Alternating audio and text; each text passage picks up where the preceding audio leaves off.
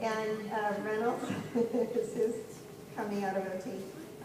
Atypical auditory sensory gating, impairments in motor speed and performance, and hypo and hypersensitivity. And, you know, they got better, actually, with enriched environments, you know, that developmental enrichment. So,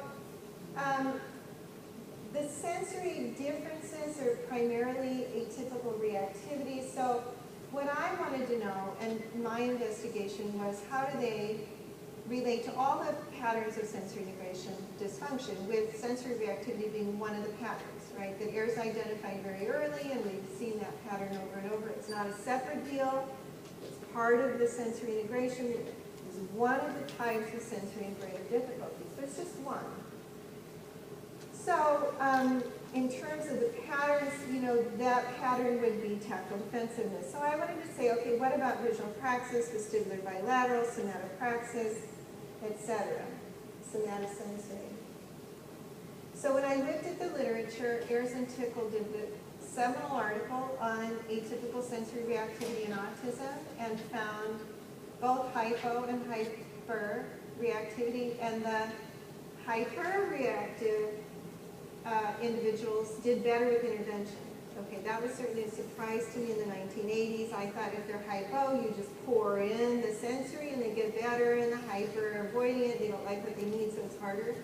It's not what she found, and I think now, because when you see these very hyper-responsive children with autism, the information is just not getting in. And you know, they're spinning and spinning, spinning, there's some stimming, and the brain is just not processing it. So they need, you know, they need something really profoundly more. I'm not saying don't treat them, but they need more.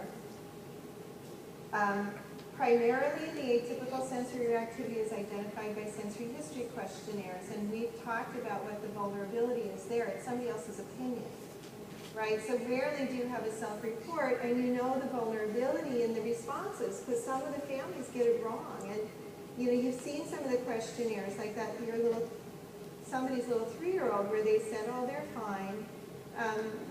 I knew that mom loves that baby, but they're not going to show up on that questionnaire, but not because they don't have these issues, but because the families don't have enough information to respond in a way that we might think is more correct from a professional viewpoint.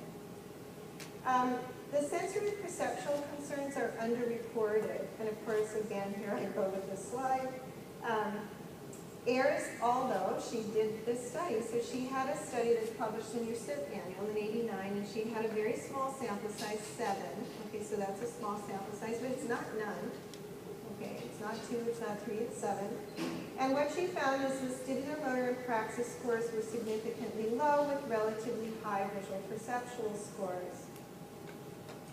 And some of the theoreticians are hypothesizing that sensory integration is problematic, and these guys are not OTs, they're not, you know, talking about SI theory, they're talking from a neuroscience perspective, that the integration of sensory input is necessary to achieve a coherent percept and to plan and coordinate action. And I feel like we could take that straight from Ayers' Blue Book.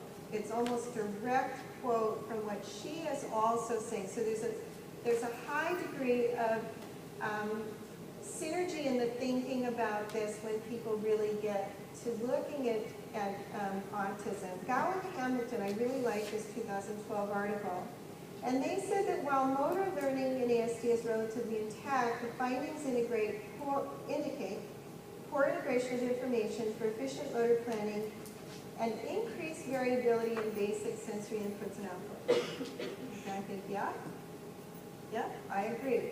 Okay, so it's a little bit more complex than just being on the pleasure-displeasure continuum and liking it or not liking it.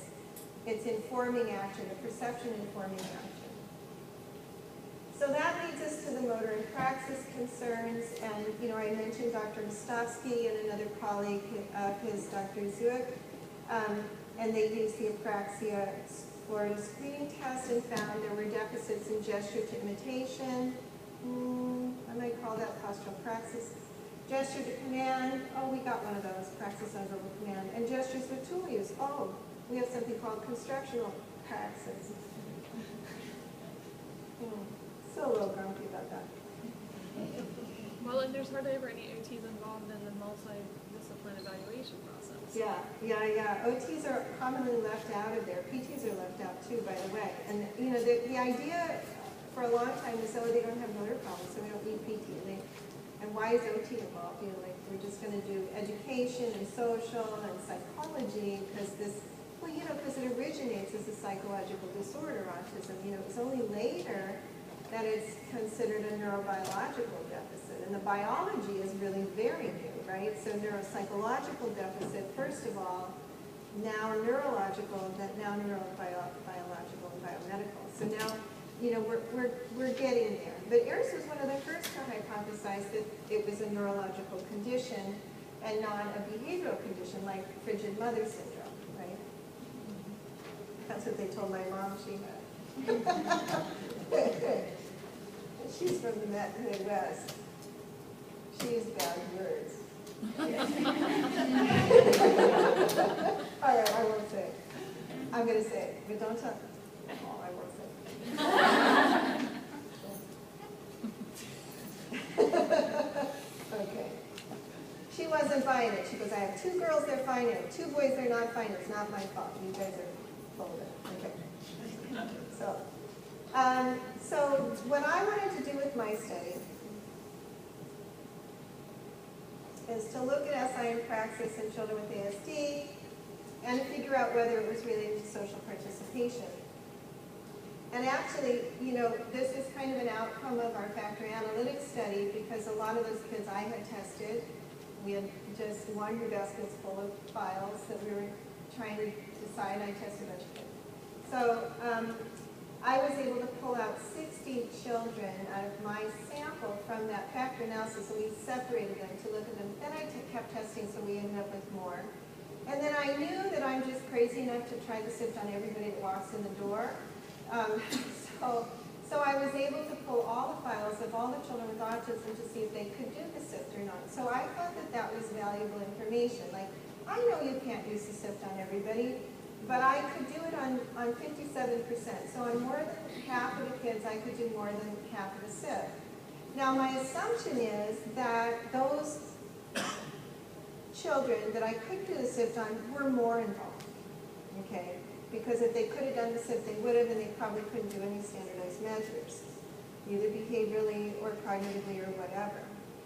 So I ended up with 89 kids with ASD, and I limited it to 4 to 11 years, but really the most of the kids were right in the middle range, and so 7 years of age.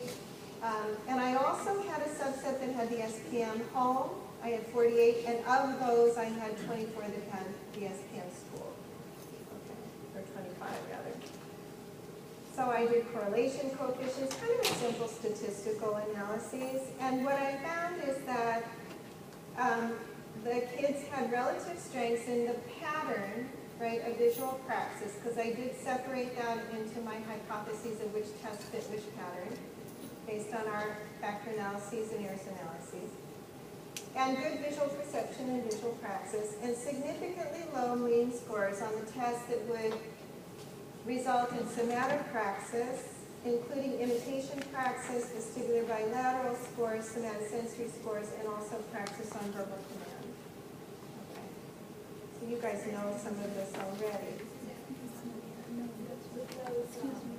The 57% of kids that you were able to test with 11 more tests. I mean, those 11 tests pretty much group with what you did on the next slide. No. Oh, you know, the ones that the kids typically can't do, I'll tell you what they can't do, because I tested all these kids. Figure ground is hard.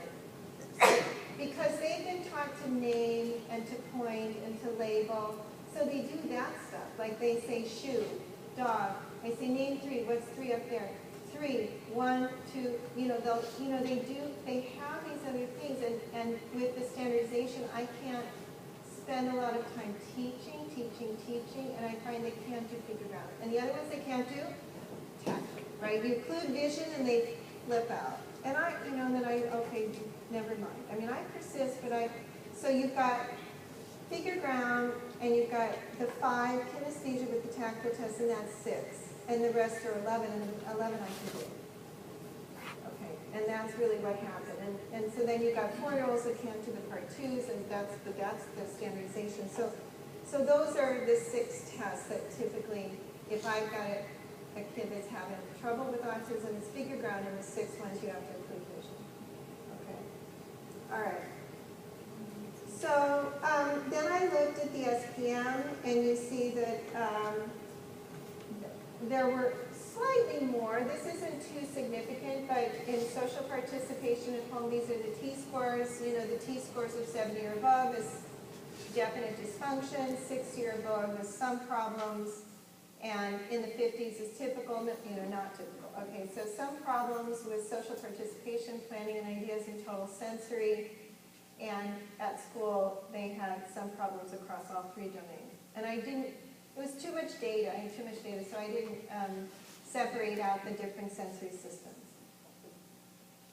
Now here were the correlations, and I don't know if you can read this, but what I did is I separated the tests because I had a hypothesis that the children might do differently on different aspects, so elements of these patterns. So I separated out visual perception, the motor free versus the more construction tests.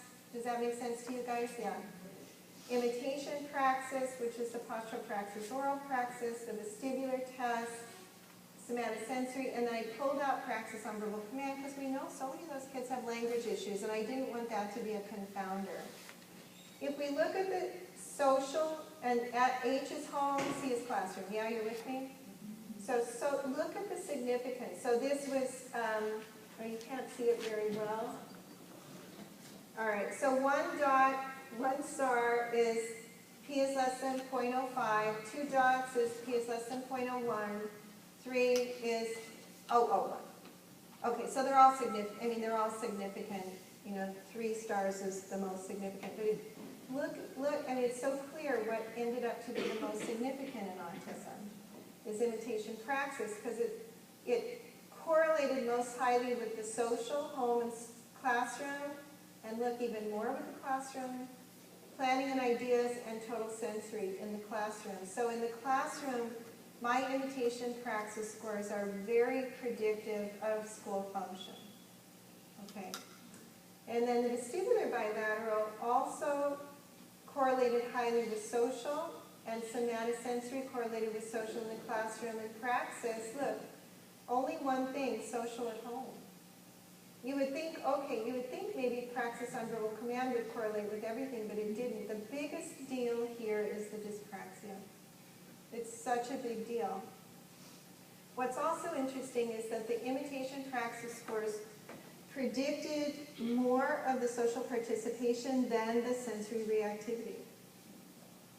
Okay? Everybody's worried about the sensory reactivity. But who's testing and worrying about praxis? That's going to be us. I think it has to be OT, PT, and speech. It has to be. The speechies are really good. They're really on board. They get apraxia speech, and they're telling everybody, you know, they've got more dyspraxia than just speech. The PTs are on board. They're going, okay, they might have enough strength, but they're not getting their motor stuff done. And then the OTs are like, yeah, we need to treat these kids because they have sensory and praxis issues. I think we're the best ones. But to me, this was very powerful. So we definitely saw strengths like Ayres. I mean, my data was very consistent with Ayres data, even though she had a small n. With good visual praxis, that's a strength. So that's what they lead. All the educational media should support that. You should use a lot of visual media. And somatodyspraxia, vestibular-related changes, and atypical reactivity is, I think, ubiquitous in autism. So here's a sample. I mean, so you guys are asking me, well, what does it look like? And you know, I say, this is a classic autism profile. If I see this and I don't know anything about the child, I think autism. Because I don't often see this very dramatic, vision's high, construction's okay, and then you've got all of the somatosensory and vestibular and praxis scores low. Now that doesn't guarantee it. You know, you need more information to diagnose autism, but that's a very classic autism profile. Now some of you may see some other variabilities, and you know, certainly we do see